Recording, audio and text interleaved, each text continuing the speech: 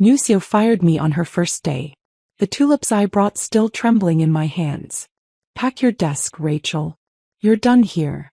But 3 days ago I'd signed something she didn't know about. Papers that made me the real owner. Next morning my assistant ran in, face pale. Boss, you need to see what's happening. The tulips were still trembling in my hands when Hazel Winters looked straight at me and said, Pack your desk, Rachel. You're done here. Wait. Not Charlotte. My actual name, the one I'd carried for 48 years, the one printed on every award and contract and performance review for the past 23 years, didn't matter enough for her to remember. Before we continue, if you believe loyalty and sacrifice deserve more than dismissal, please hit that subscribe button. It's free and helps us share stories that matter. Now let's see how this unfolds. Around the boardroom table, 3 newly appointed directors sat frozen. Nobody corrected her. Nobody defended me. They just stared. Some with pity, others with the uncomfortable relief of people grateful it wasn't happening to them. I'd walked into that conference room carrying red tulips as a welcome gesture. A bridge between Eleanor's legacy and whatever came next. Simple, respectful, human. Hazel hadn't even glanced at the flowers before destroying my career. But here's what she didn't know. What nobody in that room knew. 3 days earlier, I'd signed papers in a hospital room that made me the majority owner of Ashford Industries. The company she thought she controlled? It was already mine. The fountain pen in my blazer pocket, Eleanor's pen, the one she'd used to sign the company's incorporation papers 40 years ago, pressed against my ribs like a secret weapon. Hazel thought she'd won. She had no idea the game had already ended. Let me take you back to how this really started. Not with my firing, but with the 23 years of sacrifice that led me to that boardroom. The years that taught me what loyalty cost. And what it was worth. I never imagined my life would be measured by what I gave up instead of what I achieved. But that's exactly what happened over 2 decades at Ashford Industries.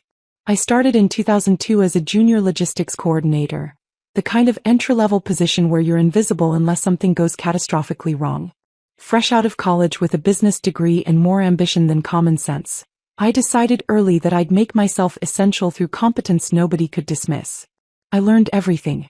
Every department, every process, every fragile link in our supply chain. I memorized shipping routes and vendor contracts. I knew the names of warehouse managers in cities I'd never visited. I studied our competitors' weaknesses and our own operational blind spots until I could predict problems before they became crises. The Seattle expansion in 2007 should have been my breaking point. Permit delays threatened to derail the entire project. Millions of dollars hung in the balance. The senior VP at the time was ready to pull the plug and cut our losses. I was 29 years old, barely 5 years into my career, and I volunteered to fix it. I spent 3 weeks living in a corporate apartment that smelled like industrial cleaner and yesterday's takeout. I sat across from city officials and contractors, finding compromises in zoning regulations everyone else insisted were impossible. I negotiated environmental requirements with activists who'd been fighting commercial development for years. I barely slept. I lived on coffee and stubbornness. We broke ground 6 weeks ahead of the revised schedule. Eleanor Ashford called me into her office the day after the groundbreaking ceremony. She didn't smile, Eleanor rarely did, but she handed me a worn copy of The Art of War and said something I'd never forget. Read this twice before you make any major decision. You've got instincts, Charlotte. But instincts without strategy are just gambling. That book became my Bible. I underlined passages until the pages threatened to fall apart. I carried it in my briefcase for years, a reminder that someone believed I was capable of more than logistics coordination. Eleanor promoted me to senior operations manager within a year, then VP of supply chain, then executive VP with an office on the 10th floor overlooking the river and the old brick manufacturing plant where this empire had begun 40 years earlier. I thought I was building a legacy. Something that would outlast me. Something meaningful. I didn't realize I was building a prison with walls made of sacrifice and doors that only locked from the outside. The guilt lives in my chest like something physical. A stone I swallowed years ago that never dissolved, never passed, just sits there getting heavier. My mother called on a Tuesday afternoon in October 2015. I remember the exact day because Tuesdays were budget review meetings and I was already running late. Her voice sounded different on the phone. Thinner. like she was stretching it across something heavy she didn't want me to notice. The doctor wants to run some more tests, she said, trying to sound casual. But I'm sure it's nothing, sweetheart. You know how they are, better safe than sorry. I told her I'd drive up that weekend. I meant it completely. But Thursday morning, the Chicago plant crisis erupted. 400 jobs at risk. A key supplier threatening to walk away over a contract dispute nobody else seemed capable of resolving. Millions in potential losses if we couldn't negotiate a solution before their Monday deadline. I flew to Chicago on Friday afternoon instead of driving north to my mother. I told myself it was temporary. One weekend. One crisis. She was strong. She'd understand. She always understood when work demanded everything from me. The test results came back Sunday morning. Stage 4 lung cancer already spread to her bones. The oncologist gave her 3 months if she was lucky. Maybe 4. I tried to rearrange my schedule. I genuinely tried. But the Berlin merger negotiations started 2 weeks later, and Eleanor pulled me into her office with that expression I'd learned to recognize.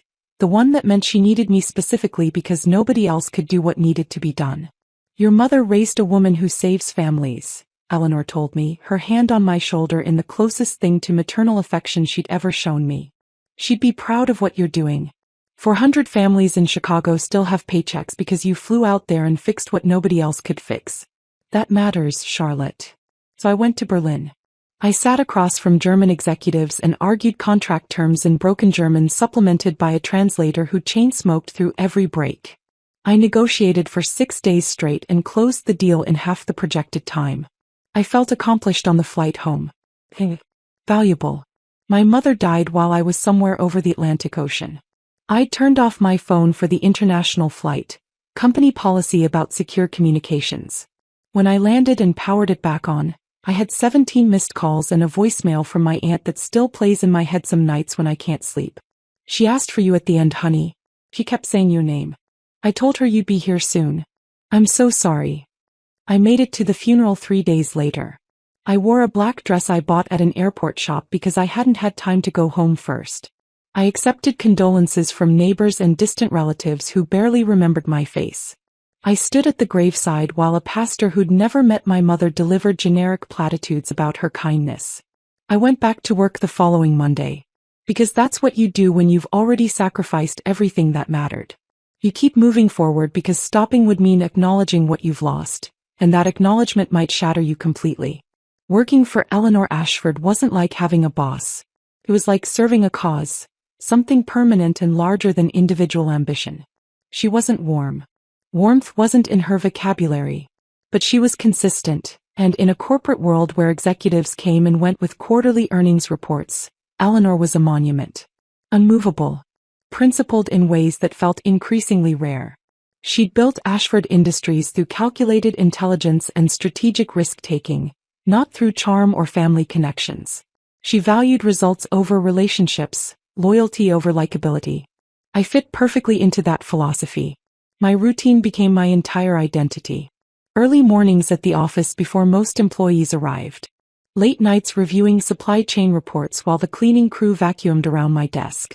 Weekends catching up on emails and strategic planning documents most executives would delegate to subordinates. I had a small apartment I'd chosen purely for its 10-minute commute to the office. I had furniture I'd ordered online without much thought. Functional, forgettable.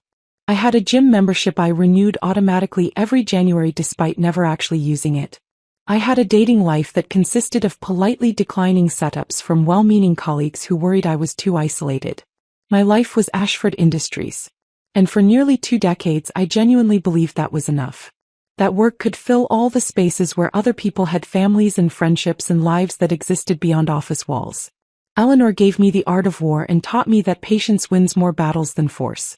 She promoted me through the ranks and trusted me with decisions that affected thousands of employees. She made me her right hand, her strategic backup, the person she called at odd hours when she needed a second opinion on problems she'd usually already solved but wanted to test against someone else's instincts. I thought I'd found my purpose, my place in the world. But even the strongest routines develop cracks if you look closely enough. 3 years ago, Eleanor started talking about succession planning. She was approaching 70, still sharp as ever but realistic about mortality in a way successful people often aren't until time forces the conversation. I assumed she'd promote from within. Someone who understood the culture, the values, the operational principles that had sustained Ashford through multiple recessions and industry upheavals.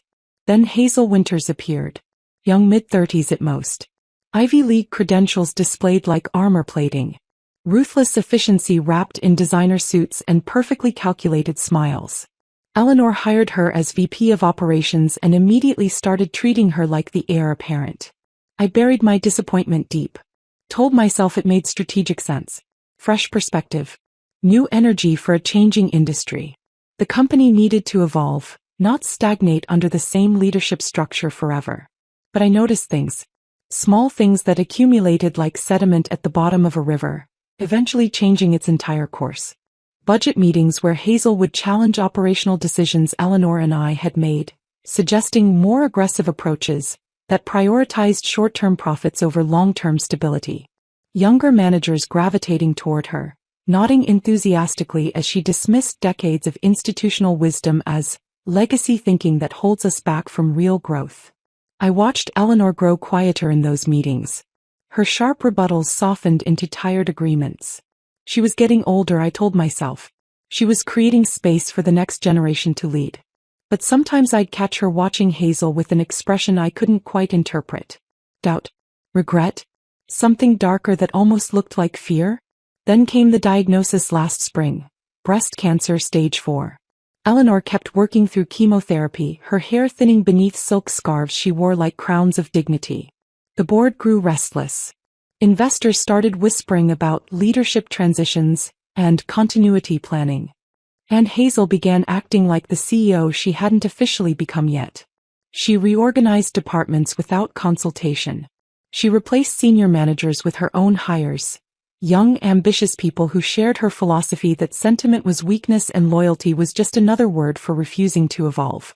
She spoke in board meetings as though Eleanor's opinion was optional background noise rather than foundational wisdom. I wanted to push back. Wanted to fight for the company I'd sacrificed so much to build and protect.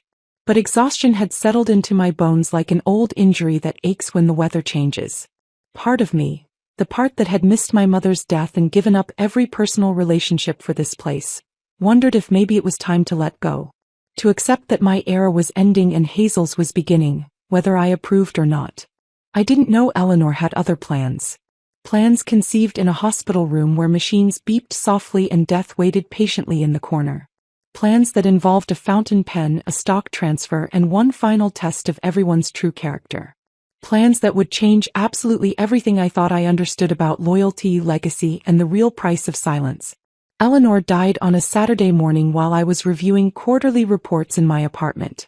The call came from her personal assistant. Not the hospital, not a doctor, but Margaret, who'd worked for Eleanor for 30 years and whose voice cracked when she said, "She's gone, Charlotte." Peacefully. In her sleep. I sat frozen on my couch, the phone pressed to my ear, unable to process the words. Eleanor Ashford. The monument, the empire builder, the woman who'd seemed too stubborn and too essential to ever actually die, was gone. The funeral arrangements are being handled by her nephew, Margaret continued, her voice steadier now, slipping back into professional efficiency. He's flying in from California. There will be a private service Thursday, then a company memorial next week. The nephew. I'd met him once at a holiday party years ago. He'd spent the entire evening checking his phone and asking Eleanor when she planned to retire so he could unlock the company's real value. She'd smiled tightly and changed the subject. Now he'd be handling her funeral. I thanked Margaret and ended the call. Then I sat in the silence of my apartment and realized I hadn't cried yet. Hadn't felt anything except a hollow numbness that might have been shock or might have been the accumulated exhaustion of 2 decades spent feeling too much. The funeral was exactly what I expected. Tasteful, expensive, and completely devoid of Eleanor's actual personality. Her nephew gave a speech about her entrepreneurial spirit that made her sound like a motivational poster. Board members offered carefully worded condolences that felt more like networking opportunities. I stood in the back wearing the same black dress I'd worn to my mother's funeral, and wondered if Eleanor would have hated this as much as I did. The real call came 3 days later. Thursday night. Just after 9 p.m. I was at my desk. Where else would I be? Finishing a presentation on supply chain optimization for the quarterly board meeting scheduled for the following week. My phone lit up with a number that made my stomach drop before I'd even processed what I was seeing. Ashford Memorial Hospital. For a disorienting moment, I thought there'd been a mistake. That Eleanor wasn't actually dead, that the funeral had been some elaborate corporate confusion. But when I answered, the nurse's voice was professionally gentle in that way that always precedes something difficult. Miss Brennan? This is Jennifer from Ashford Memorial. I'm calling because we found something in Ms. Ashford's personal effects that's addressed to you. The instructions say it's time-sensitive and should be delivered immediately. My heart hammered. What kind of something? A sealed envelope and a leather portfolio. Ms. Ashford left very specific instructions that they be given to you exactly 3 days after her passing. That's today. Can you come to the hospital tonight? I grabbed my coat and keys without answering, leaving my office dark and my computer running. The presentation could wait. Everything could wait. The drive felt surreal. Empty highways lit by street lamps. The city suspended in that strange late-night quiet when the day people have gone home and the night people haven't yet emerged. I thought about all the times Eleanor had called me in for late-night strategy sessions, her office smelling of coffee and leather-bound books. I thought about the day she'd handed me The Art of War and told me patience won more battles than force. I thought about my mother's hospital room 3 years ago, and how I'd arrived too late to say goodbye. This time I told myself I wouldn't be too late. Even if Eleanor was already gone, maybe there was still something I could do. Some final instruction I could follow. Some last task that would make the emptiness feel less permanent. The nurse met me in the lobby and handed me the portfolio without ceremony. Ms. Ashford was very specific about timing, she said. She recorded the video message 2 weeks before she passed. Said you'd understand when you watched it. Video message. My hands shook as I carried the portfolio to my car. I didn't want to watch it in a hospital parking lot, but I couldn't wait until I got home either. I sat in my car under a flickering streetlight and opened the portfolio. Inside were documents I didn't immediately understand. Stock certificates, transfer agreements, pages of legal language dense enough to require a lawyer's interpretation. But the summary page was clear enough. Eleanor was transferring 44% of Ashford Industries to me. I read it 3 times before the implications fully registered. 44%. Combined with the 7% I'd accumulated over the years through employee stock purchase programs, that gave me 51% total. Majority control. My breath came shallow and fast. This couldn't be real. Eleanor had a nephew. She had board members who'd been with her since the beginning. She had a succession plan everyone knew about. The one where Hazel Winters took over as CEO and continued the company's evolution into whatever ruthlessly efficient future she'd been architecting.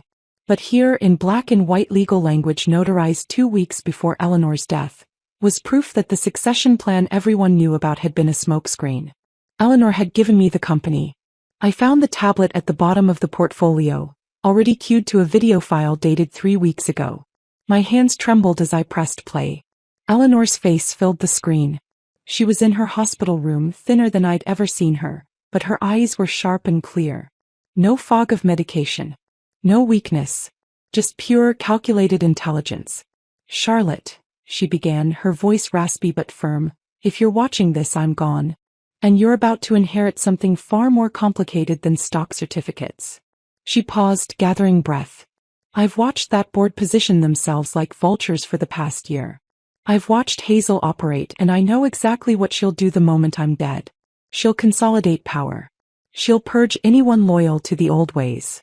She'll turn Ashford Industries into a profit extraction machine that destroys everything I spent 40 years building.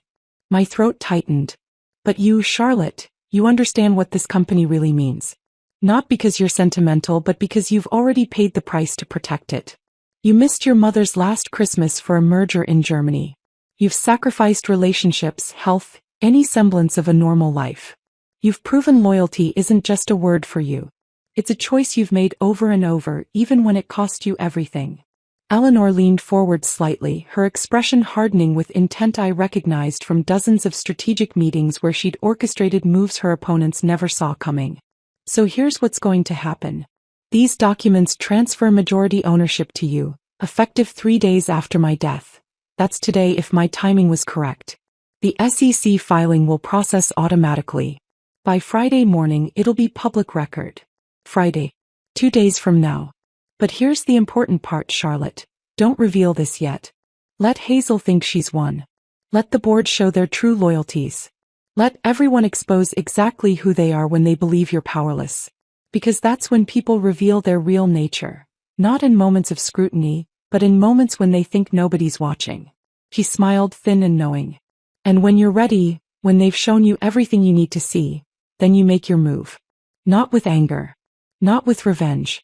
But with the quiet authority of someone who's been carrying this company on their shoulders for 23 years while everyone else was too busy positioning for promotions to notice. The video ended. I sat in my car under that flickering streetlight, holding a tablet that contained Eleanor's final message and a portfolio that made me the majority owner of a company that didn't yet know I existed in that capacity. Eleanor had orchestrated one final test. Not just of Hazel or the board but of me too. Could I wait? Could I stay silent while they revealed themselves? Could I endure whatever humiliation they dealt without striking back immediately? The fountain pen was at the bottom of the portfolio, wrapped in soft cloth. Silver, elegant, worn smooth by 4 decades of use. A small note was attached in Eleanor's handwriting. This signed Ashford's incorporation papers. Now it's yours. Use it wisely. I held the pen in my palm, feeling its weight. Cool metal against my skin, heavier than something so small should be. Eleanor had given me more than ownership. She'd given me a strategy. A final lesson in patience and timing, taught from beyond the grave by the only person who'd ever truly understood what I'd sacrificed for this company. I drove home through empty streets, the portfolio on my passenger seat like a bomb waiting to detonate. Friday morning the SEC filing would go public. But until then I was supposed to wait. To let Hazel and the board show their true faces. I had no idea how brutal that revelation would be. Or how much it would cost to stay silent while they destroyed everything Eleanor had built. Including me. But Eleanor had trusted me with this final test. And I'd already proven I could sacrifice anything when the stakes were high enough. Even my own dignity. Monday morning arrived cold and gray, the kind of weather that makes everything feel heavier than it should. I woke up early. Not because I'd slept well but because I'd barely slept at all. The fountain pen sat on my nightstand where I'd placed it after getting home from the hospital. The stock certificates were locked in my safe, hidden behind tax documents and passport paperwork nobody would think to look through. Eleanor's voice from the video kept replaying in my mind. Let them reveal themselves. Let Hazel think she's won. I got dressed carefully. Navy blazer, simple blouse, minimal jewelry. Professional but not flashy. I wanted to look like someone who belonged. Someone who understood transitions and respected new leadership even when it hurt. At Ashford Industries, morning looked performative. Black armbands had appeared on senior managers over the weekend. The flag outside the building flew at half-mast. Employees spoke in hushed tones in the hallways, sharing carefully curated memories of Eleanor's toughness, her fairness, her legendary work ethic. Nobody mentioned that she died alone except for medical staff. Nobody talked about how the board had already moved on, how Hazel had spent the weekend consolidating power while Eleanor's body was barely cold. I stopped at a florist 3 blocks from the office. The woman behind the counter recognized me. I'd been buying flowers for client meetings and employee celebrations for years. Red tulips, I said. A dozen. Those were Ms. Ashford's favorite, she said softly, wrapping them in simple paper. I'm so sorry for your loss. I nodded, unable to speak past the tightness in my throat. As I walked into Ashford's lobby carrying those tulips, I genuinely believed I was doing the right thing. Building a bridge. Showing respect. Giving Hazel the benefit of doubt she probably didn't deserve but that Eleanor's legacy demanded I offer anyway. The tulips trembled slightly in my hands as I stood outside the executive conference room. I could see silhouettes through the frosted glass. Hazel at the head of the table, several people I didn't immediately recognize seated around her. I took a deep breath, steadied myself and pushed open the door. The temperature dropped the moment I stepped inside. Hazel stood at the head of the conference table in a charcoal suit that probably cost more than most employees made in a month. Perfectly tailored. Perfectly composed. Every inch the new CEO who'd finally gotten what she wanted. 3 people sat around the table, directors I didn't recognize. Young, sharply dressed, clearly Hazel's appointments pushed through in the chaos after Eleanor's death. They looked at me with blank expressions that might have been curiosity or might have been something colder. Behind them, standing against the wall, were 4 junior managers. Witnesses, I realized. Hazel had brought an audience for whatever this was. I started to speak, to offer condolences about Eleanor, to welcome Hazel to her new role, to present the tulips as the gesture of respect I'd intended. Hazel didn't let me get that far. She glanced at her Apple Watch with theatrical precision, then looked up at me with eyes that held absolutely no warmth. "Pack your desk, Rachel," she said, her voice carrying across the room like a sentencing. "You're done here." Wait, not Charlotte. The wrong name landed like a slap. Deliberate. Calculated. Designed to erase me before I'd even left the building. My stomach dropped.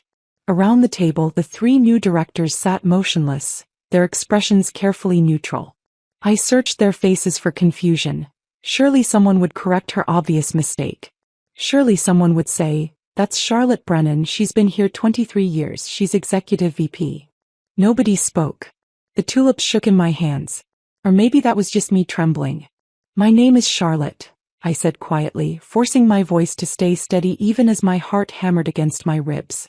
Hazel's smile was thin and cold. "I know what your name is.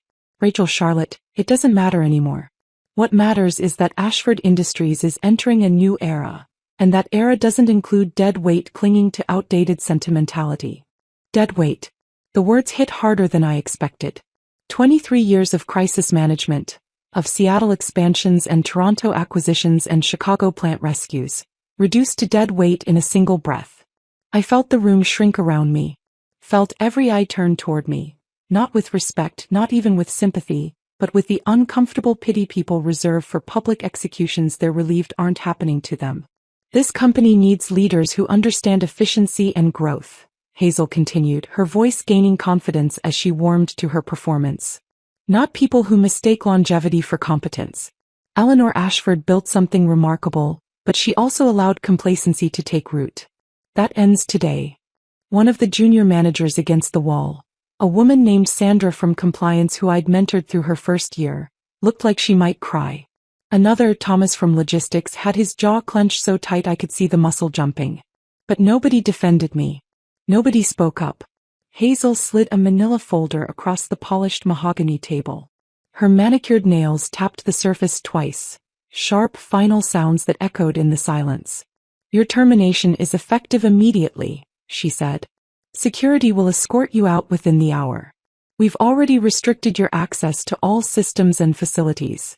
Your company email has been deactivated. Your security badge will stop working at noon." The efficiency of it was almost impressive. She'd planned every detail. The timing, the audience, the complete removal of my access before I could even process what was happening.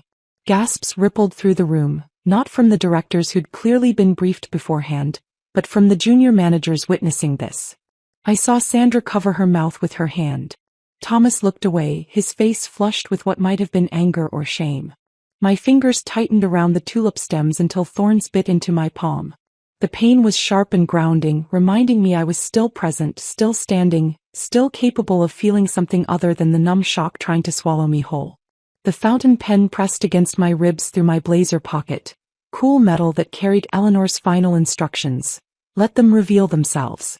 This was the revelation then. This public humiliation, this calculated cruelty designed not just to fire me but to make an example of me in front of people who'd worked under me for years. "You already won," I reminded myself. "She just doesn't know it yet." But knowing didn't make the humiliation hurt less. Didn't make the stares less painful. Didn't erase the fact that Hazel had turned my gesture of respect, those red tulips I'd chosen so carefully, into a weapon she'd used against me. I set the flowers on the side table near the door. They looked absurd now, vulnerable and out of place in a room that felt more like an execution chamber than a conference space. "I understand," I said quietly, picking up the termination packet without opening it. My voice didn't shake. I wouldn't give her that satisfaction no matter what it cost me to maintain that composure. "I'll clear my office." Hazel's smile widened, thin, victorious, cruel in a way that told me she was enjoying this far more than professional necessity required. "Good," she said. Then she leaned forward slightly, dropping her voice just enough that everyone in the room had to strain to hear. And Charlotte?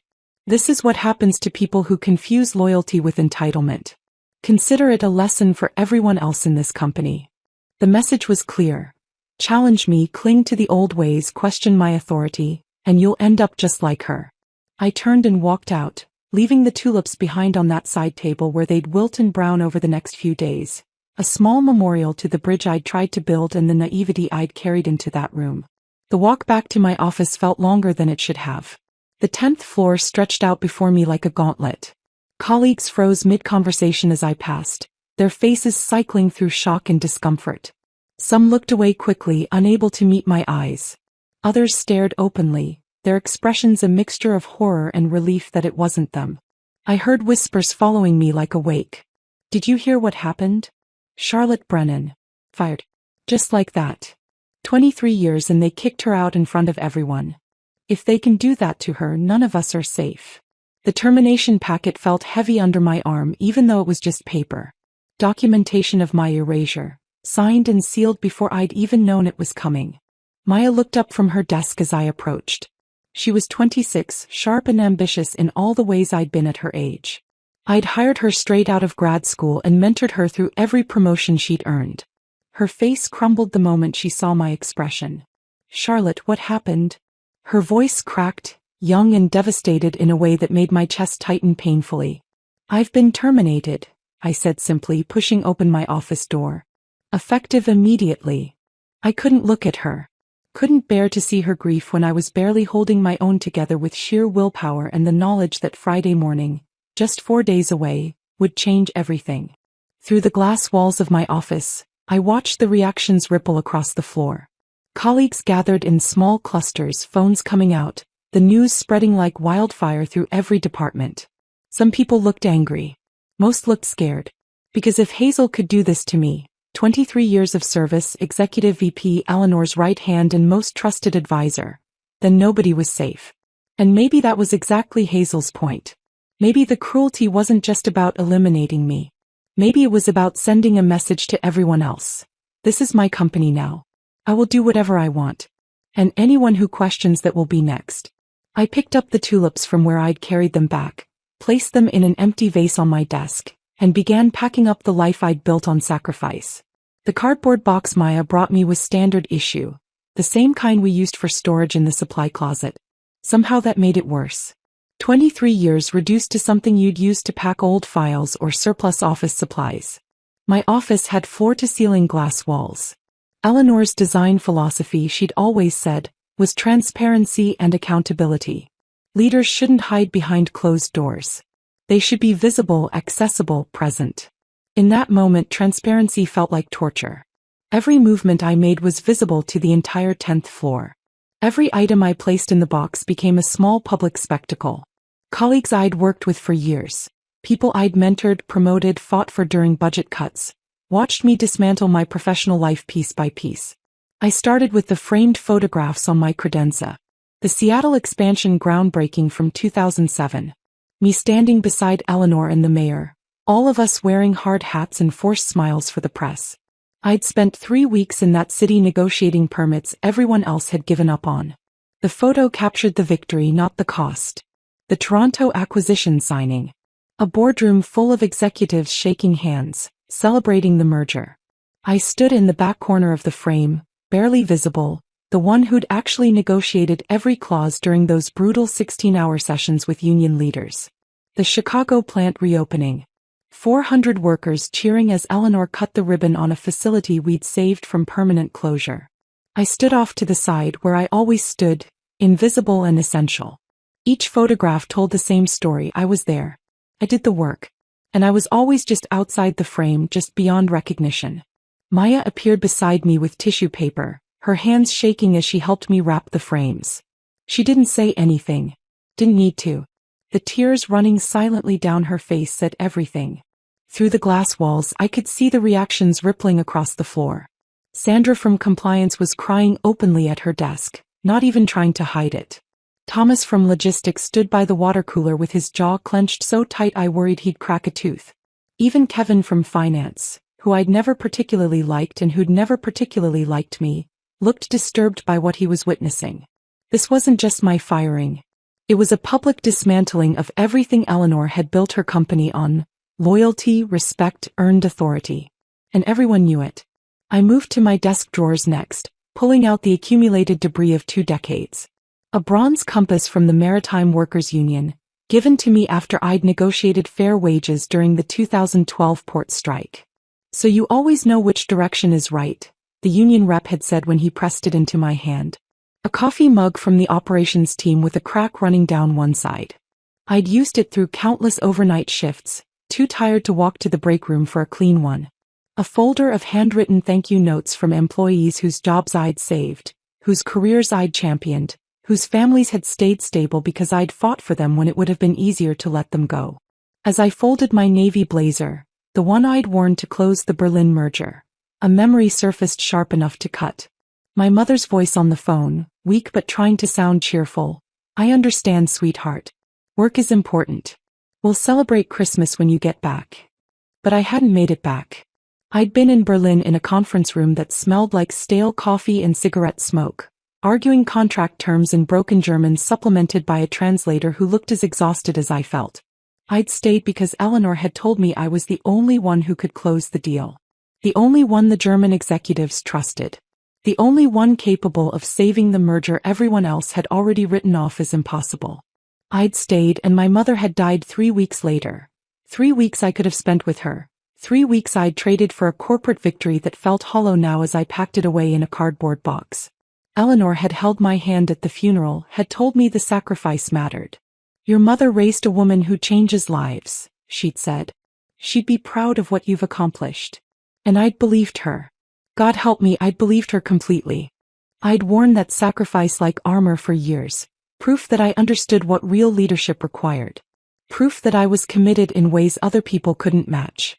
But standing in my glass-walled office, packing up the life I'd built on that foundation, I wondered, was my mother actually proud? Or did she die feeling abandoned by the daughter who chose a company over her own family? I'd never know. And that uncertainty lived in my chest like something physical. A stone I'd swallowed years ago that never dissolved, never passed, just sat there getting heavier with time. I placed the blazer in the box carefully, running my fingers over the fabric one last time. This was the real cost, I realized. Not the firing. Not the humiliation. Not even the public spectacle Hazel had orchestrated. The cost was all the years I'd given, all the people I'd lost, all the moments I'd missed, and the dawning realization that maybe none of it had mattered as much as I'd convinced myself it did. Maya reappeared in my doorway holding my worn copy of The Art of War, the one Eleanor had given me 22 years ago during my first month as a junior logistics coordinator. "You almost forgot this," she said softly, her voice thick with tears she was trying not to shed. I took the book, feeling its familiar weight. The spine was cracked from countless readings. Pages were dog-eared and annotated in margins filled with my younger self's observations about strategy and patience and timing. Eleanor's inscription on the inside cover still made my throat tighten.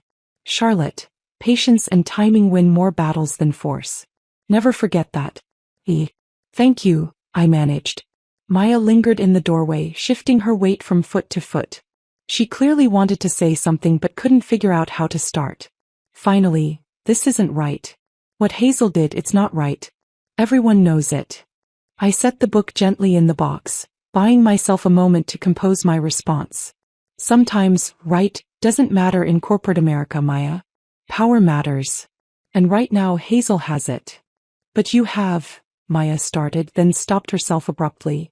Her eyes darted toward the large conference room visible through the glass walls. "You have allies. People who remember everything you've done for this company. People who know this is wrong."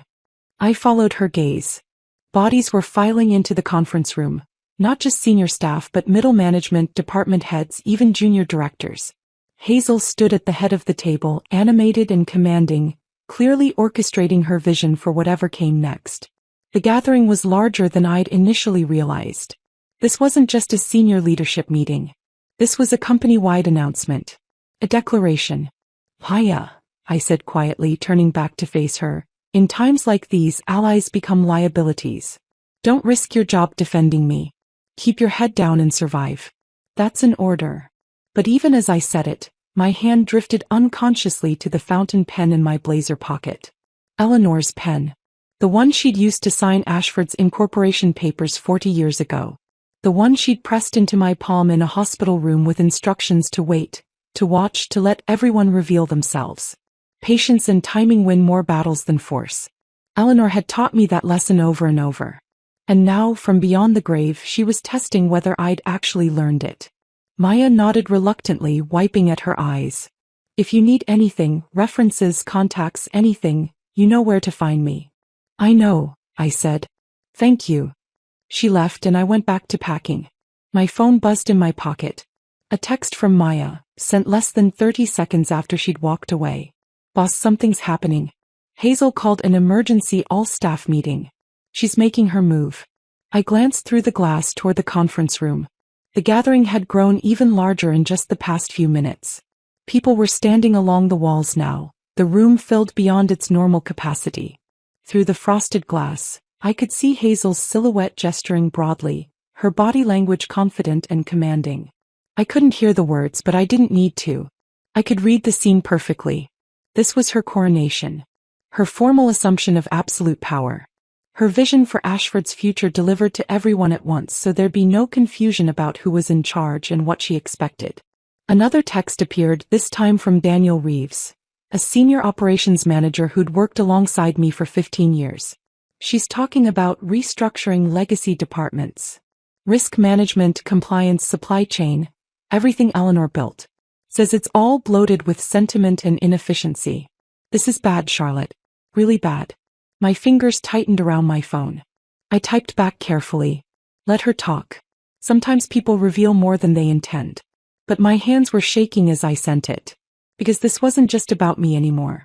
Hazel wasn't just eliminating the old guard. She was dismantling the entire foundation Eleanor had spent 40 years building. The principles, the culture, the operational philosophy that had made Ashford Industries something more than just another corporation grinding workers into profit margins. And everyone in that conference room was either going to resist or comply. By the end of the day, I'd know exactly who stood where. And so would Hazel. I sealed the last box and stacked it with the others. 4 cardboard boxes containing 23 years of my professional life. It didn't seem like enough somehow. Shouldn't a life's work take up more space than that? The tulips I'd brought that morning still sat in their vase on my desk, petals already starting to brown at the edges. Wilting. Dying slowly in the stale office air. I left them there. Let them wilt completely. Let them become a small memorial to the bridge I'd tried to build and the naivety I'd carried into that boardroom. By Friday morning, just 4 days from now, everyone would understand what those dying flowers really represented. Not failure. Not humiliation. But patience. And perfect timing. Security escorted me out at 11:43 a.m. 2 guards I'd known for years. Mike and Travis, who I'd chatted with every morning in the lobby, who'd shown me pictures of their kids and grandkids, who'd always had coffee ready when I arrived early, now walked beside me in silence as I carried my cardboard boxes through the building. They wouldn't meet my eyes. The lobby felt longer than it ever had. Employees stopped what they were doing to watch.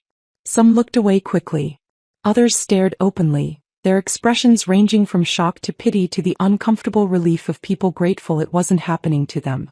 Mike held the door open. Travis helped load my boxes into my car without speaking. When I turned to thank them, they were already walking back inside, their shoulders tight with tension I recognized as shame. I drove home through afternoon traffic, my mind strangely blank. Numb. Processing nothing because processing everything at once would have shattered me completely. I spent that evening alone in my apartment, surrounded by boxes I couldn't bring myself to unpack. My small living room felt crowded with the physical evidence of my former life. Photographs I'd probably never hang. What was the point now? Awards I'd probably never display. Books I'd read during late nights when the office felt more like home than this place ever had. The apartment was quiet in a way that felt oppressive. I'd gotten used to the constant hum of Ashford Industries. Phones ringing, conversations in hallways, the rhythmic sounds of a company in motion. Here there was only silence and the occasional rumble of traffic from the street below. I ordered Thai food from the place down the block but couldn't eat more than a few bites. The noodles sat congealing in their container on my coffee table. I poured a glass of wine but left it untouched, condensation beating on the glass as it warmed to room temperature. Instead, I sat on my couch staring at my phone. Waiting. For what? I wasn't entirely sure. Vindication? Catastrophe? Some sign that the universe recognized the injustice of what had happened? My phone stayed mostly dark. A few texts trickled in from former colleagues. Carefully worded messages that expressed sympathy without committing to anything actionable. So sorry to hear the news. You'll land on your feet, Charlotte. Let me know if you need a reference. Polite. Distant. Safe. Nobody was willing to take a real risk. Nobody was willing to actually stand up to Hazel or question what had happened. And honestly, I couldn't blame them. I'd watched enough corporate purges over the years to understand how this worked. First the leaders go, publicly, brutally as an example. Then anyone associated with them gets quietly pushed out. Then anyone who questions the new order finds themselves on the next round of restructuring lists. By the time the dust settles, only the compliant remain. Only the people willing to keep their heads down and accept whatever comes next. The fountain pen sat on my coffee table next to the untouched wine, Eleanor's final gift staring back at me like an accusation. Let them reveal themselves, she'd said in that hospital room video. But what if revealing themselves wasn't enough? What if exposure without power to act on it was just another form of helplessness? I picked up the pen, feeling its familiar weight. Cool silver against my skin. Heavy with history and expectation. Friday morning was still 3 days away. 3 days of waiting while Hazel consolidated power and dismantled everything Eleanor had built. 3 days of sitting in this apartment feeling powerless while the company I'd sacrificed everything for slipped further away from what it was supposed to be. Could I actually wait that long? Or would the waiting destroy me first? My phone lit up at 8:47 p.m., shattering the oppressive quiet. A message from Daniel Reeves. Charlotte, you need to hear this. She doesn't know anyone recorded it. My heart hammered as I opened the attachment. An audio file, 3 minutes and 47 seconds long. I pressed play. Static crackled for a moment, then Hazel's voice filled my living room. Sharp, clear, utterly confident in her private cruelty. Charlotte Brennan was a relic. A fossil clinging to Eleanor's skirts. Her termination isn't just necessary, it's symbolic. We're cutting out the cancer of sentimentality that's infected this company for too long. I froze, the phone trembling in my hand. The recording continued. Hazel's voice gained strength, feeding on its own momentum. Risk management, compliance, HR, they'll all be restructured. Anyone loyal to the old guard goes next. I want a clean slate. No one left who remembers Eleanor's sentimental approach to business. No one who'll question my decisions or slow down progress with outdated concerns about employee morale. A male voice interjected, one of the new directors, I thought. What about pushback from the floor? Charlotte was well liked. There's already talk about the way she was terminated. Hazel's laugh was cold, dismissive, almost amused. Let them push back. We'll make examples. Fear is more effective than affection, and loyalty built on fear lasts longer than loyalty built on sentiment. By the end of the quarter, everyone will understand that loyalty to me is the only loyalty that matters. This isn't a democracy. It's a business. And I'm running it my way. Another voice, quieter. What if there's media attention? The optics of firing a 23-year executive on her first day. Then we control the narrative, Hazel cut in smoothly. Underperformance. Resistance to necessary change. Failure to adapt to new leadership. We've got enough documentation to justify the decision if anyone asks. But they won't ask. They never do. The recording ended. I sat in silence, my hands shaking. Not from fear but from the crystalline clarity of righteous anger flooding through me. He hadn't just fired me. She'd declared war on everything Eleanor had built, everyone who believed in it, every principle that had made Ashford Industries something more than just another corporation grinding workers into profit margins. And she'd done it with such casual contempt, such certainty that she'd face no consequences, that it took my breath away. I played the recording again. Then a third time. Each replay sharpened my resolve, burned away the numbness I'd been carrying since leaving the building that morning. My first instinct was immediate action. Forward the audio to the board members I trusted. Expose Hazel's contempt and her plans. Rally the allies I knew were scattered throughout the company, show them what they were really dealing with. But Eleanor's voice echoed in my mind, steadying the impulse. Patience and timing win more battles than force. If I played this card now, if I exposed Hazel before Friday before the SEC filing went public, I'd be reacting from a position of weakness. I'd be the bitter former employee with an axe to grind, not the calculated guardian Eleanor had chosen. The board would dismiss me as vengeful. Hazel would spin it as desperation. And worst of all, I'd lose the element of surprise that was my greatest advantage. Eleanor had given me more than just ammunition. She'd given me ownership. Hidden, unexpected, devastating when revealed at exactly the right moment. Let Hazel continue thinking she'd won. Let her grow more confident, more careless, more openly contemptuous. Let her restructure departments and purge loyalists and consolidate power she thought was absolute. Because the higher she climbed on that foundation of arrogance, the further she'd fall when it crumbled beneath her. And when she fell, it would be final. Complete. Irreversible. I saved the audio file in 3 separate locations: cloud storage, encrypted thumb drive, email draft I'd never send but that would exist as backup. Evidence for later when the timing was perfect. Then I texted Daniel back. Thank you. Hold on to your copy. Don't share it with anyone else yet. Trust me. His response came immediately. Are you planning something? I stared at the message for a long moment, the fountain pen still in my other hand. Finally I typed, I'm planning everything. I spent the next hour coordinating. A call to Patricia Chin, one of the board members Eleanor had trusted most. She'd served with Eleanor since the early days, remembered what the company stood for before quarterly profits became the only metric that mattered. Patricia, it's Charlotte. I need to talk to you about Friday's board meeting. Her voice was cautious. Charlotte, I heard what happened today. I'm so sorry. The way Hazel handled it was. I know, I interrupted gently. But Friday is going to be different. Very different. Can you meet me tomorrow morning? Early, before anyone else is in the office. Pause. Then, what are you planning? Justice, I said simply. Eleanor's justice. Will you help me? Another pause, longer this time. Then, tell me what you need. By midnight I'd coordinated with Patricia and Daniel. We'd planned every detail. The brass nameplate for the empty chair marked majority shareholder. The timing of Maya's entrance with the SEC notification. The documents I'd need. The votes we'd require. Patricia had been skeptical at first about doing it publicly. We could handle this quietly, Charlotte. Behind closed doors. Less humiliating for everyone involved. No, I'd said firmly. Hazel fired me publicly. She humiliated me in front of everyone to make a point to send a message. This needs to be public too. Not for revenge, for justice. For everyone watching to understand that actions have consequences. Now I lay in bed at 2 a.m. unable to sleep, my mind cycling through every possible scenario. What if the board sided with Hazel despite the ownership transfer? What if I was making a terrible mistake letting pride masquerade as principle? What if Eleanor had been wrong about me and I wasn't capable of carrying this through? The fountain pen sat on my nightstand, silver surface gleaming in the darkness filtering through my bedroom window.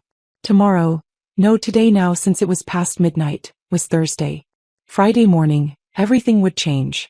The SEC filing would go public at 9 a.m. sharp. The ownership transfer Eleanor had timed with surgical precision would detonate exactly when Hazel felt most secure, most certain of her absolute power.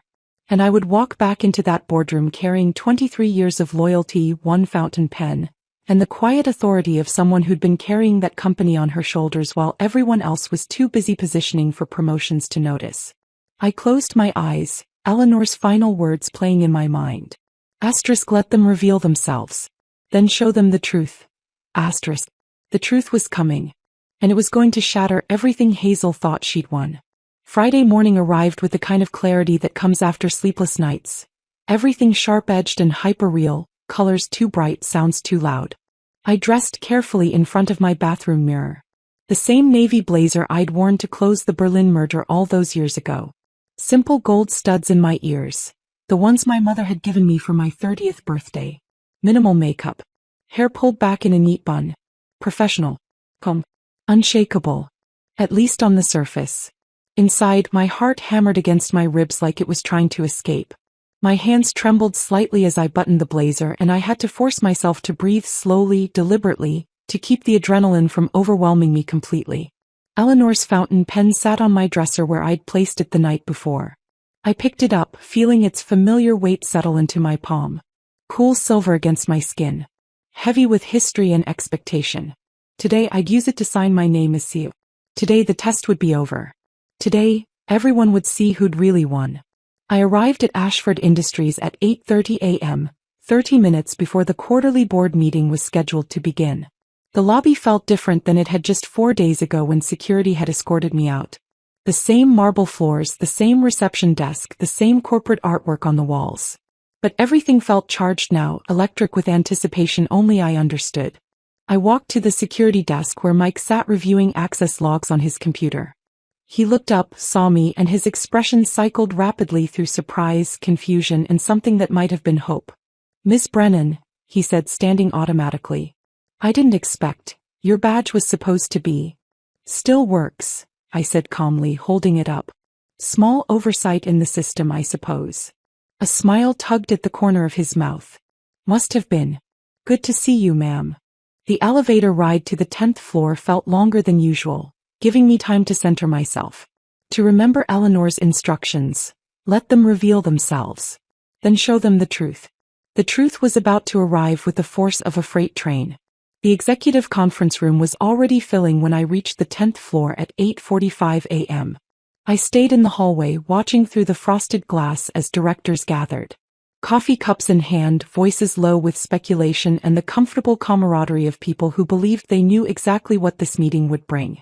The brass nameplate was positioned exactly where Patricia Chin had promised, at the far end of the long mahogany table, directly opposite Hazel's position at the head.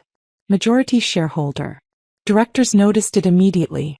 I watched confusion ripple through the room as they glanced at the reserved seat, then at each other, then back at the nameplate like it might offer additional explanation.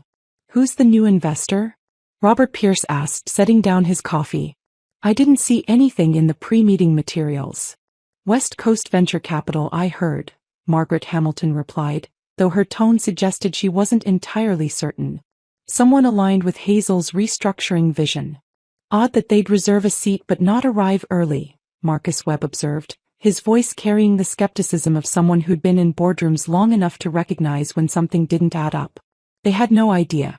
No idea that the majority shareholder was standing 15 feet away in the hallway, listening to every word, waiting for exactly the right moment to shatter their assumptions.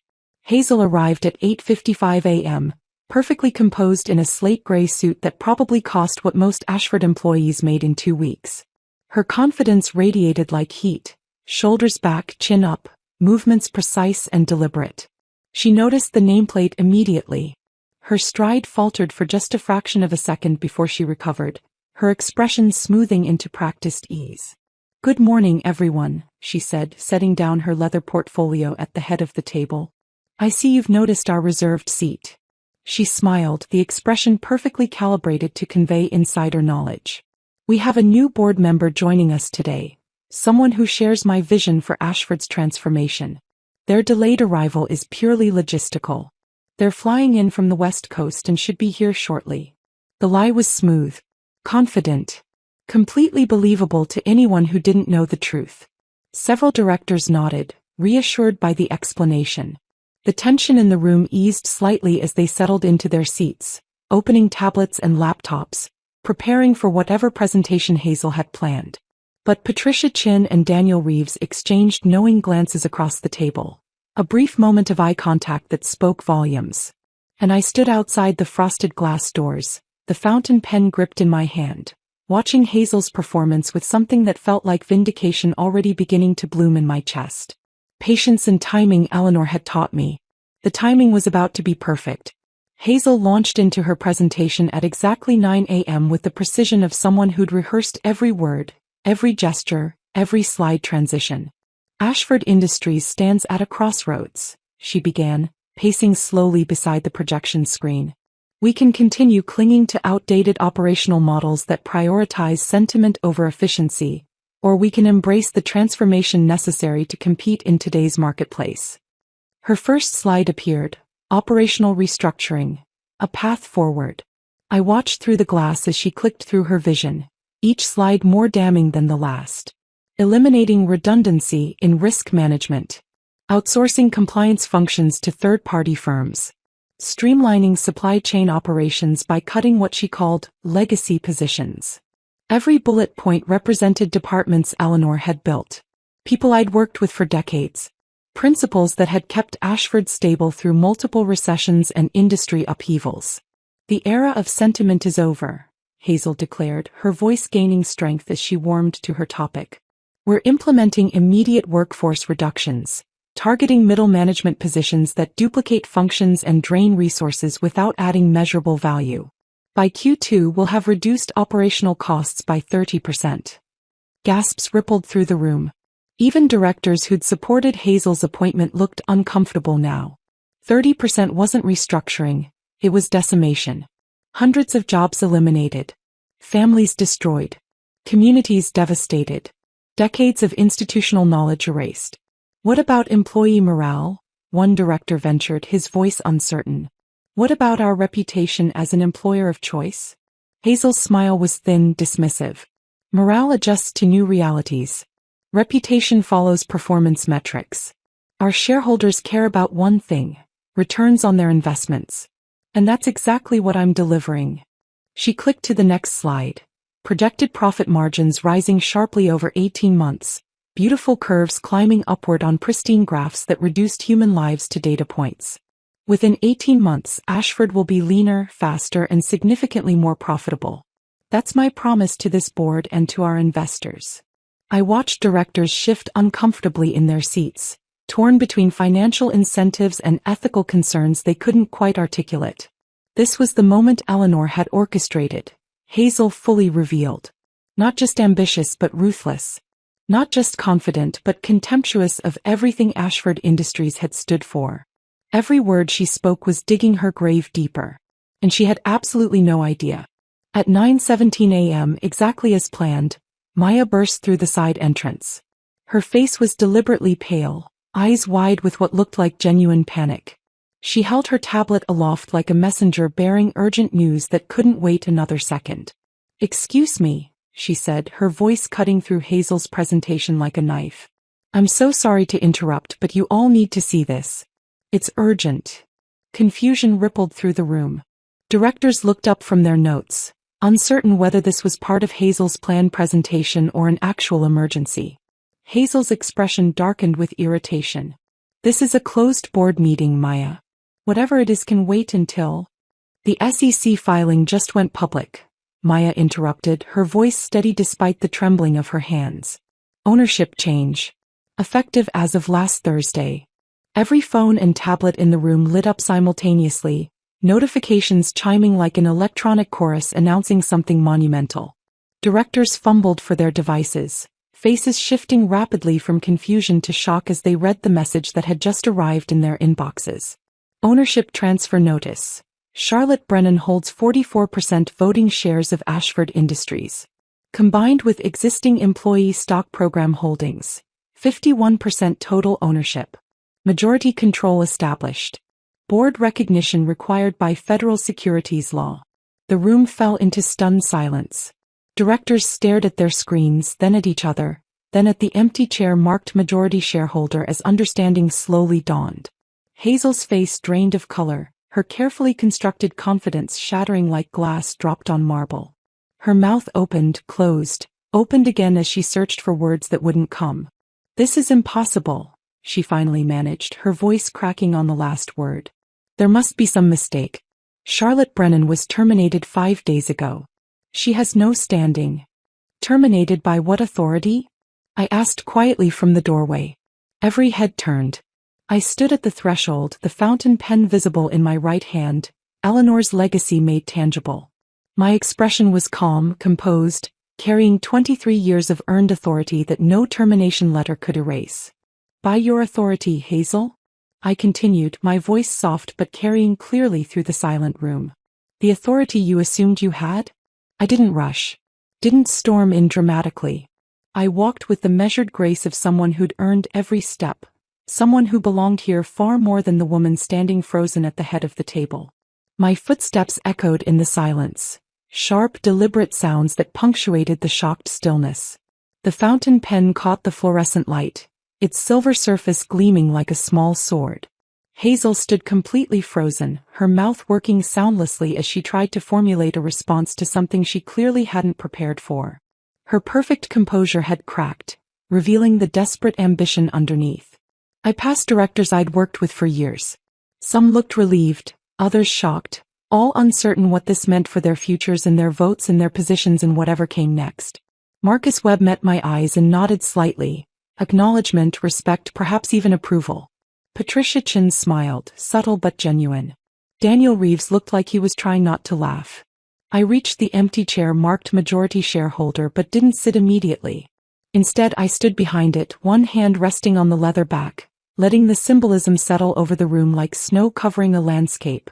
Quiet, complete, transformative.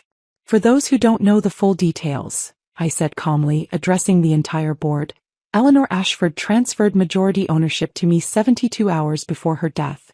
Everything was signed, notarized, and filed with the SEC according to federal requirements. The transfer was completed last Thursday at 11:47 p.m., 5 days before I was publicly terminated in a performance designed to humiliate me and intimidate anyone who might question Ms. Winter's authority. I placed the unopened termination packet on the table in front of me. I never signed this, because I didn't need to. The room was silent enough to hear breathing, to hear the hum of the projection equipment, to hear Hazel's sharp intake of breath as the full implications continued to unfold. You see, while Hazel was planning her coronation, Eleanor was planning something else entirely. A test. She wanted to see who would reveal their true nature when they thought I had no power. And over the past 5 days, you've all shown exactly who you are. Some directors looked down at their hands, unable to meet my eyes. Others sat up straighter, perhaps recognizing an opportunity to align themselves with the winning side before it was too late. And Hazel looked like she might actually be sick, her face pale and her hands gripping the edge of the table so tightly her knuckles had gone white. I pulled Eleanor's stock transfer documents from my briefcase and slid them across the polished mahogany. These are the originals. Every board member should have received formal notification when the SEC processed the filing. But I suspect someone, I glanced deliberately at the 3 new directors Hazel had appointed, may have intercepted those communications. Finally, slowly, deliberately, I lowered myself into the chair. The leather creaked beneath me, a sound like judgment being passed. The silence in the boardroom stretched tight as a wire about to snap. I sat in the chair marked majority shareholder, Eleanor's fountain pen resting on the table in front of me, the stock transfer documents spread out like evidence in a trial where the verdict had already been determined. Hazel remained standing at the head of the table, her face cycling through emotions too rapidly to fully process. Shock, rage, disbelief, calculation. Her hands gripped the edge of the mahogany so tightly her knuckles had gone white. Directors stared at their tablets, reading and rereading the SEC filing as though the words might change if they looked long enough. The air felt thick, heavy with the weight of a moment that would define the company's future. Then Marcus Webb leaned forward. Marcus had served on Ashford's board since the beginning, one of Eleanor's original investors, now in his 70s with silver hair and eyes that had witnessed every corporate game imaginable. He'd sat silent through Hazel's entire presentation, his expression unreadable, his coffee growing cold in front of him. Now he placed both hands flat on the table, the gesture somehow carrying more authority than any amount of raised voices could have conveyed. For the record, he said, his voice cutting through the tension with quiet, absolute authority, I vote full confidence in Charlotte Brennan as majority owner and acting CEO of Ashford Industries. The words landed like stones dropped into still water, ripples spreading outward across the room. Patricia Chin didn't hesitate. Seconded. Daniel Reeves, third. Then something remarkable happened, something I hadn't fully anticipated despite all the planning. One by one, other directors found their voices. People who'd sat silent during my humiliation 5 days ago. People who'd listened to Hazel's restructuring plans without protest. People who'd been too afraid or too compliant or too calculating to question her authority when it seemed absolute. Fourth, said Margaret Hamilton, head of the audit committee, her voice firm. Fifth, added Robert Pierce, who'd worked alongside Eleanor for 30 years and whose hands were shaking slightly as he raised one in support. Sixth, from Sarah Kimball, a newer director I barely knew but whose expression showed something like relief. The votes came faster now, a cascade of hands and voices. Seventh. Eighth. Ninth. Even directors I'd half expected to side with Hazel were raising their hands, their faces revealing a mixture of emotions. Relief that someone was finally standing up to the ruthless vision she'd been pushing, fear about what came next, hope that maybe the company they'd believed in wasn't lost after all. Within 3 minutes, 11 of 13 board members had voted their confidence. Only 2 remained silent.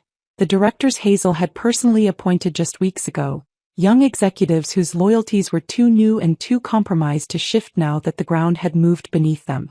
Hazel stood frozen, watching her support evaporate like morning fog burned away by sunlight. This wasn't just a vote of confidence in me. It was a repudiation of her methods, her vision, her contempt for everything Ashford Industries had stood for under Eleanor's leadership. Her face had gone from pale to flushed, anger and humiliation warring for dominance in her expression. I let the moment settle before speaking again, let the votes hang in the air like a judgment that couldn't be appealed. Then I reached for Eleanor's fountain pen, lifting it carefully and placing it in the center of the table where everyone could see it clearly. The silver surface caught the morning light streaming through the windows, gleaming like something precious and permanent. "This pen," I said quietly, "signed Ashford's incorporation papers 40 years ago. Eleanor gave it to me when I signed the ownership transfer. She told me it wasn't just a pen, it was a promise. A covenant." I let the silence hold for a moment, let everyone absorb what the pen represented. Continuity, legacy, the accumulated weight of 4 decades of Eleanor's vision and sacrifice. "Hazel," I continued, turning to face her directly, "you stood in a conference room 5 days ago and called me dead weight. You deliberately used the wrong name to humiliate me in front of witnesses. You fired me publicly to send a message that sentiment has no place in modern business, that loyalty is a liability, that anyone who remembers what this company used to stand for is disposable." My voice remained calm, controlled, but I could feel the anger beneath it. Not explosive or vindictive, but cold and focused and absolutely certain. "But here's what you misunderstood. Legacy isn't sentiment. It's not nostalgia for the old days or resistance to necessary change. Legacy is the accumulated wisdom of decades of decisions. It's the relationships that keep a company stable during crises. It's the institutional knowledge that can't be replaced by consultants with PowerPoint presentations and aggressive timelines." I picked up the restructuring plans she'd been presenting when Maya interrupted, the slides that detailed her vision for Ashford's transformation. "You wanted to cut 30% of our workforce. Hundreds of jobs eliminated to boost profit margins for shareholders who don't know these people's names, don't know their families, don't care whether they can pay their mortgages or send their kids to college." I set the plans down with deliberate care. "That's not leadership, Hazel. That's extraction.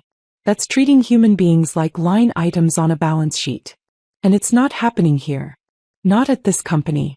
Not while I'm responsible for Eleanor's legacy." Several directors nodded, their expressions showing agreement, perhaps even gratitude that someone had finally articulated what they'd been uncomfortable saying themselves. Hazel's jaw tightened, but she didn't speak. Couldn't speak maybe because there was nothing left to say that would change what had already happened. I pulled out a document Maya had prepared the night before. Simple, straightforward, legally airtight. I signed my name with Eleanor's fountain pen, the scratch of metal on paper loud in the continued silence. "Effective immediately," I said, setting down the pen. "I'm assuming the role of CEO of Ashford Industries." I looked directly at Hazel, who stood rigid at the far end of the table, her face cycling through shock and rage and something that might have been the first recognition that this was actually happening, that her coronation had been replaced by her dethronement. "You have 2 choices," I continued, my voice steady.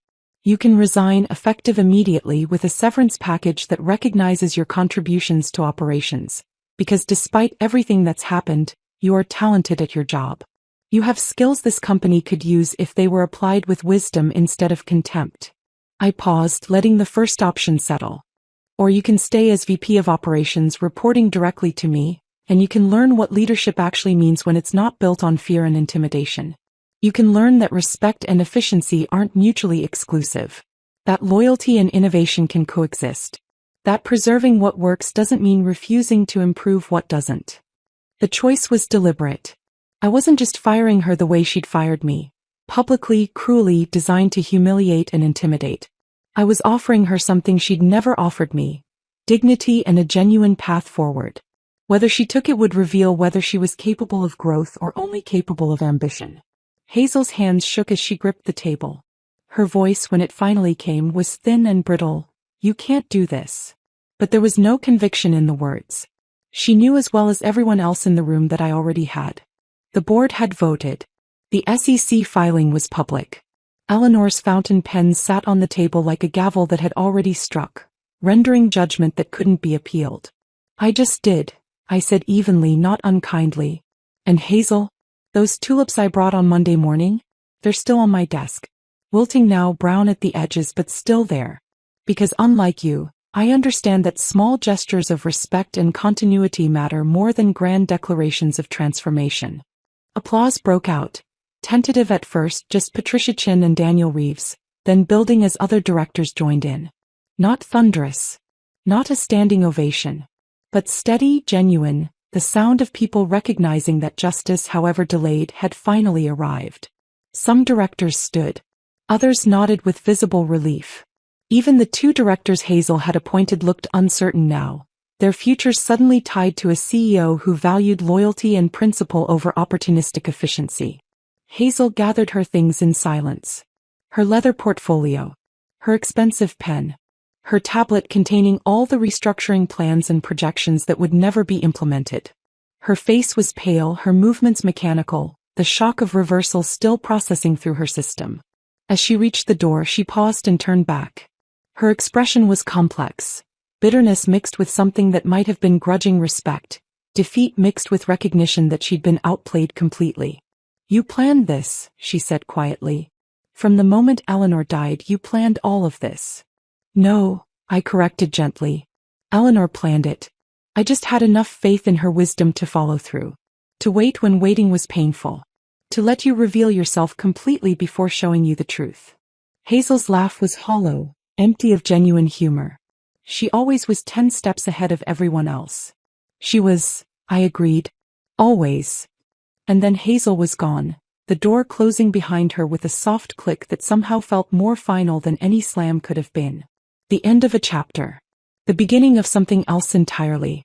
The room exhaled collectively, tension draining away like water finally released from a dam. Patricia Chin approached, her eyes bright with emotion that looked like pride mixed with relief. "Charlotte, that was... Eleanor would have been so proud of you." "I hope so," I said, though uncertainty lingered beneath the words. Had I done this for justice or for revenge? Had I protected Eleanor's legacy, or just defended my wounded pride? The line felt blurrier than I wanted to admit. Marcus Webb clasped my shoulder, his grip firm and approving. "What's your first act as CEO?" I thought about the restructuring plans, the employees who'd been dreading layoffs, the departments Hazel had targeted for elimination, the culture of fear she'd been building. "We're canceling the workforce reductions," I said firmly. "All of them. Every position Hazel marked for elimination gets reviewed with fresh eyes. And we're examining every change she pushed through in the last 3 months. If it doesn't align with Eleanor's principles, if it prioritizes short-term profits over long-term stability, we're reversing it." The board nodded, relief visible on multiple faces. This was what they'd wanted but been too afraid to fight for. A return to the company they remembered, the company Eleanor had built on principles that seemed old-fashioned now but had proven their worth through decades of stability. Directors began filing out, some stopping to shake my hand, others simply nodding as they passed. Within minutes, the boardroom was empty except for me and the chair marked majority shareholder and Eleanor's fountain pen still resting on the table. I sat alone in the sudden quiet, feeling the full weight of what I'd just taken on settle onto my shoulders. I wasn't just the guardian of Eleanor's legacy anymore. I was responsible for it. For every decision, every compromise, every sacrifice that would be required to keep Ashford Industries true to what it was supposed to be. And I had no idea if I was actually ready for that burden. I sat alone in the empty boardroom for a long time after everyone left. The chair marked majority shareholder felt heavier than it should have. Just leather and wood and the accumulated weight of 40 years of Eleanor's vision now resting squarely on my shoulders. Eleanor's fountain pen lay on the table where I'd placed it, silver surface catching the late morning light. I picked it up, feeling its familiar weight, and slipped it into my blazer pocket where it belonged. Then I stood and walked back to my office. My office again, though the victory felt strangely hollow in a way I hadn't anticipated. By noon the entire 10th floor knew what had happened. Word spread through Ashford Industries with the speed that only genuine corporate drama can achieve. Charlotte Brennan, publicly fired just 5 days ago, had returned as majority owner and CEO. Hazel Winters, the ruthless reformer who'd promised transformation, had been offered a choice and had chosen to resign rather than report to the woman she'd humiliated. Employees gathered in clusters throughout the building, voices rising with relief and something approaching celebration. The tension that had gripped the company since my firing began to dissolve like morning fog. Someone brought champagne to the 10th floor, against company policy, but nobody seemed to care. Plastic cups appeared. Toasts were made. People who'd been walking on eggshells for days suddenly found reasons to smile. Maya appeared in my doorway, her eyes shining with emotion. "Boss, the office is going crazy. Everyone wants to thank you. They're asking if you'll come out." I followed her to the main floor where dozens of employees had gathered near the break room. When I appeared, genuine applause erupted, not the polite golf clap of corporate meetings but real, overwhelming gratitude. Sandra from compliance was crying openly as she hugged me. "Thank you," she kept saying. "Thank you for coming back. Thank you for fighting." Thomas from logistics pumped my hand like we just won a championship. "You saved us, Charlotte. You saved all of us." Even Kevin from finance, who I'd never particularly liked and who'd never particularly liked me, looked genuinely happy. "We thought it was over," he said simply. "We thought everything Eleanor built was gone." I accepted the congratulations, the hugs, the grateful words.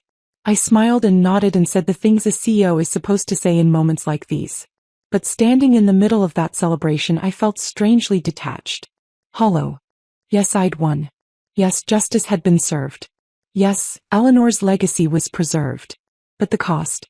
The cost was beginning to settle into my bones like something permanent that I'd carry forever. I returned to my office after the impromptu celebration died down, closing the door behind me for the first time in days. The corner suite with floor-to-ceiling windows overlooking the river and the old brick manufacturing plant where Eleanor had started everything 40 years ago. My space again, reclaimed but somehow different than it had been before. The tulips I'd brought Monday morning still sat in their vase on my desk. They were dying now, petals brown at the edges, stems drooping, the water in the vase cloudy and stagnant. I should have thrown them away days ago. Should have replaced them with fresh flowers. Something symbolic of new beginnings and forward momentum. But I left them there. A reminder of where this had started. With a simple gesture of respect met with deliberate cruelty. With hope offered and brutally rejected. With 23 years of loyalty dismissed as dead weight by someone who couldn't even be bothered to remember my name. I sat at my desk and opened the bottom drawer where I'd placed my mother's photograph during the packing process that felt like a lifetime ago but had only been 5 days. She was smiling in the picture, standing in front of her small house decorated with Christmas lights I'd helped hang the previous year. The last time I'd made it home for the holidays before she got sick. The guilt rose up fresh and sharp, cutting through the hollow victory like a knife finding an old wound. I'd won the company, reclaimed Eleanor's legacy, secured my position and dismantled Hazel's ruthless vision. But I'd lost my mother. Lost those final 3 months when I could have been there, could have held her hand, could have told her all the things I'd been too busy to say. And no amount of corporate justice or vindication could bring her back or erase the choice I'd made. Work over family, duty over love, Eleanor's legacy over my own mother's final days on earth. Was it worth it, Mom? I whispered to the photograph, my voice breaking slightly on the words. She didn't answer. He never would. And I'd have to live with that uncertainty for the rest of my life. The not knowing whether she'd been proud or hurt or understanding or all of those things at once. That evening, after everyone else had gone home and the building settled into its nighttime quiet, I remembered something. The leather portfolio Eleanor had given me at the hospital. I'd been so focused on the stock certificates and legal documents that I'd missed something inside. A sealed envelope with my name written in Eleanor's distinctive handwriting, tucked into a pocket I'd overlooked in my rush to understand the ownership transfer. I retrieved the portfolio from my briefcase and found the envelope, its seal still intact. My hands trembled slightly as I broke it open and unfolded the single page inside. Charlotte, if you're reading this, it means you've reclaimed what was rightfully yours. It means you've stood up to Hazel and the board and everyone who thought they could erase you. I'm proud of you. But I need you to understand something. This isn't really victory. It's responsibility. Tears pricked my eyes as I continued reading. I know what I asked you to sacrifice. I know what you gave up for this company, your relationships, your health, your mother's final Christmas. I carry the guilt of that too, Charlotte. I encouraged your loyalty because I needed someone I could trust, someone who understood what Ashford really meant. But in doing so I may have asked too much. The next paragraph made me set the letter down, my hands shaking. You have a choice now, a choice I never gave you before. You can lead this company, carry forward the legacy we built together, and sacrifice even more of yourself in service of something larger. Or you can sell your shares, walk away with wealth and freedom, and finally build a life that belongs to you, not to Ashford Industries.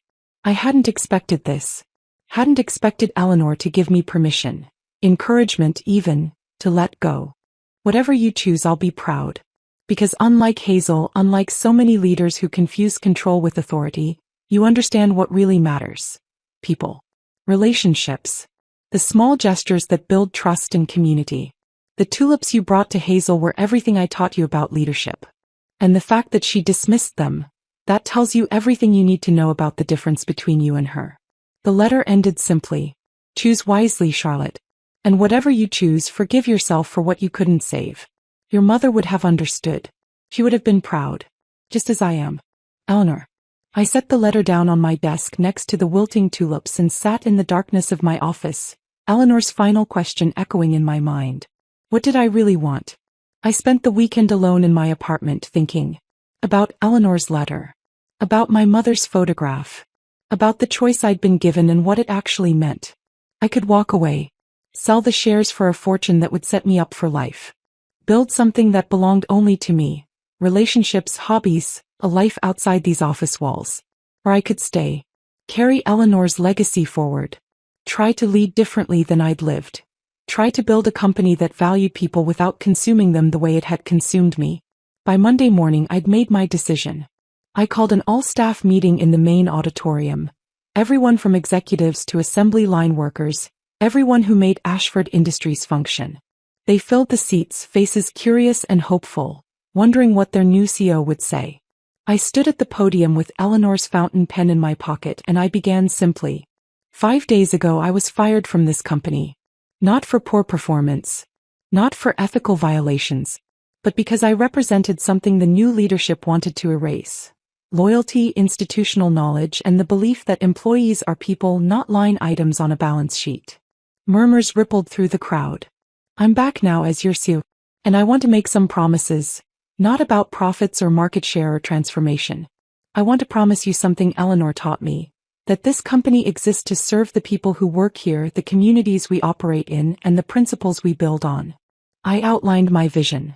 No mass layoffs, investment in training and development, profit-sharing programs that rewarded long-term loyalty, sustainable growth over short-term extraction. We won't be the most profitable company in our industry. We won't make headlines for ruthless efficiency. But we will be a company where people matter. Where careers are built, not exploited.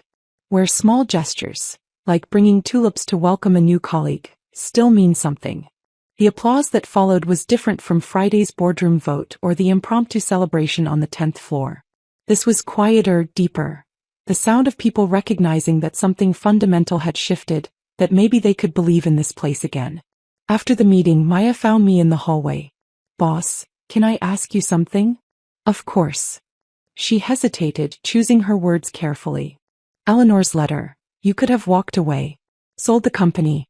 Retired rich. Why choose this burden? I thought about my mother's photo. About Eleanor's pen. About the 23 years I'd already given. Because someone has to, I said simply. And maybe, just maybe, I can do it better than I did before. Maybe I can lead without sacrificing everything. Maybe I can build a legacy that honors both Eleanor and my mother. Maya nodded slowly. I think you will. As I walked back to my office that evening, past the glass walls and the river view and the wilting tulips I still hadn't thrown away, I felt something I hadn't felt in years. Hope. Not the naive hope of youth, but the weathered, hard-won hope of someone who'd lost everything and chosen to rebuild anyway. The fountain pen pressed against my ribs through my blazer pocket, a reminder that legacy wasn't just what you inherited, it was what you chose to create from the ruins of what came before. And my legacy, I decided, would be different. It would honor sacrifice without demanding more of it. It would value loyalty without exploiting it. It would remember that leadership wasn't about power or profit, but about the people who trusted you to do right by them. Sometimes justice doesn't roar. It arrives quietly with trembling tulips, a fountain pen, and the courage to choose responsibility over bitterness. And sometimes, just sometimes, that's enough. Sometimes that's everything. If this story of corporate justice had you holding your breath, hit that like button right now. My favorite part was when Charlotte walked into that boardroom with Eleanor's fountain pen, knowing exactly what was coming next. What was your favorite moment? Drop it in the comments below. Don't miss more thrilling stories like this. Subscribe and hit that notification bell so you never miss an upload.